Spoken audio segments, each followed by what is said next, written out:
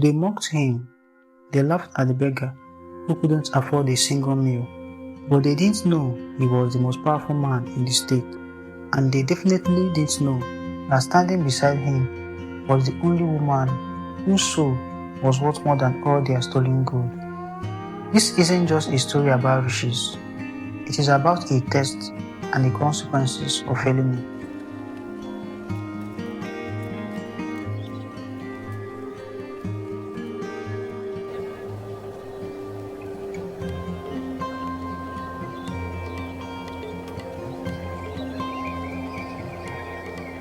Adaeze, you are picking up rubbish for this man? This beggar? Look at him. He cannot even afford soap to wash those dirty hands. And you are here defending him like he is somebody important. My sister, open your eyes. A woman like you deserves better than this. The only rubbish I see in this market today is a man who uses his money to step on people instead of lifting them. His hands made something beautiful. What have yours ever made besides noise and empty promises? Ha! You are choosing this man over everything I am offering you. When hunger comes, don't say I didn't warn you. Thank you. You didn't have to do that. Yes, I did. What is your name? Adaeze, and yours? Chijioke. Just Chijioke. Obinna wanted her.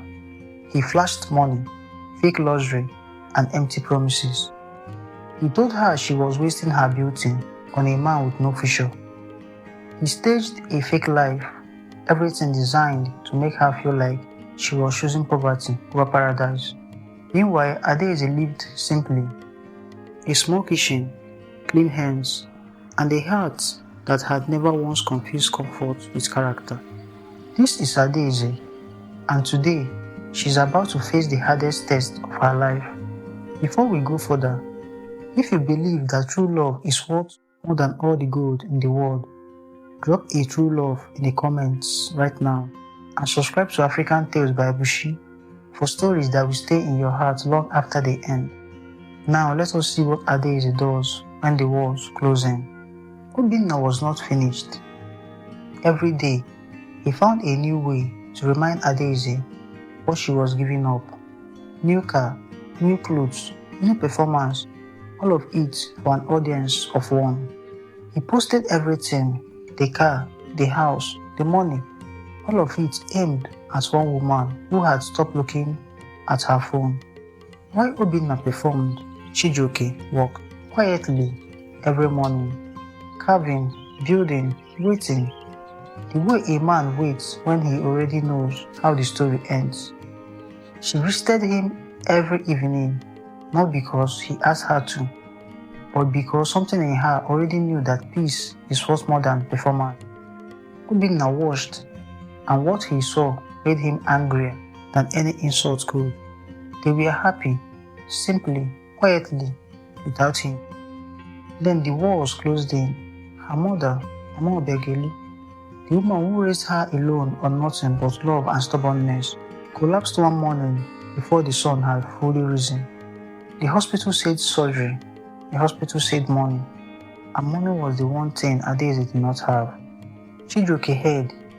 He came immediately, and he stood before her with everything he had, which was almost nothing.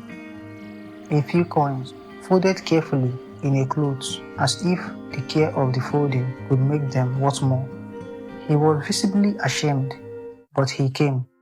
And then Obinna arrived, as if he had been waiting for exactly this moment, which he had. The suitcase was already packed, the performance already rehearsed. This was no generosity, this was a purchase. She stood between two worlds. On one side, everything her mother needed wrapped in chains she could not see. On the other side, a man asleep in a hospital chair who had given her every coin he owned. The choice was not between rich and poor. It was between who she was and who she refused to become. She didn't take a single note. You are serious right now? Adaeze, your mother needs surgery. This is not the time for pride. Take the money. Obinna, I know exactly what this money costs, and I cannot afford it. You regret this. When that man cannot even pay for him as medicine, not come. I want. She chose the hard road, double shift, early mornings, late nights, selling her gold earrings that her mother gave her on her 16th birthday, selling her good wrapper, selling everything that could be sold without selling herself. 14 days, She walked 14 days straight, and on the 15th morning, she walked into the hospital and paid every naira herself. Nobody's charity, nobody's shame.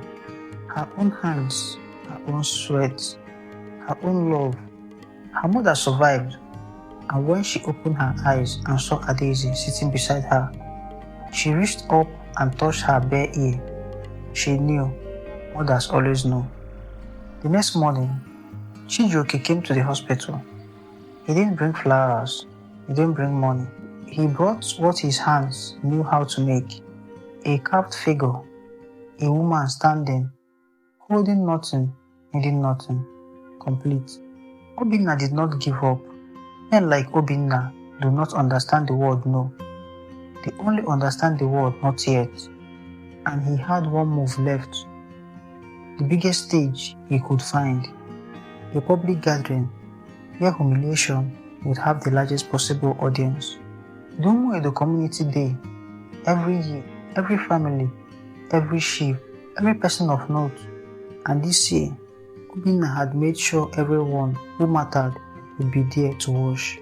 He waited until the gathering was at its fullest, until the chiefs were watching, until there was no corner to escape to, and then he struck. Ah! Chijioke the woodcarver, you brought yourself to Umuedo Community Day? You want the 10 in your pocket? My brother, this garden is for people who have achieved something. What have you achieved? You carve sticks just a woman deserves better. Please, somebody give this man transport money to go home. And Adaeze, for the second time in the story, stepped forward, not because Chijioke needed her to, but because silence in the face of reality was something she had never been able to offer.